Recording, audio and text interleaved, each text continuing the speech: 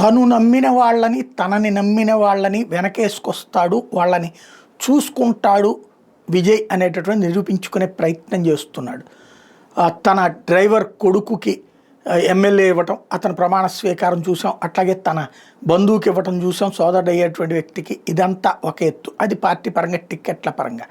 అదే సందర్భంలో త్రిషని వెంట పెట్టుకుని తిప్పుతున్నటువంటిది చూస్తున్నాం. ఇది కాకుండా తను విజయ్ సీఎం అయ్యే జాతకం కలిగినటువంటోడు అని మొదట చెప్పినటువంటి వ్యక్తి, దేశంలో పాపులారిటీ ఉన్నటువంటి ఆస్ట్రాలజర్ రధాన్ పండిట్.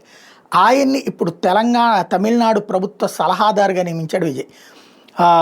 ఎందుకయ్యా ఈ పదవి అంటే, విజయ్ పార్టీ ఎన్నికలు గెలుస్తుందని ఎప్పుడో చెప్పాడు రధాన్ సూచనలు పాటిస్తూ రాజకీయ అడుగులు వేసుకొచ్చాడు.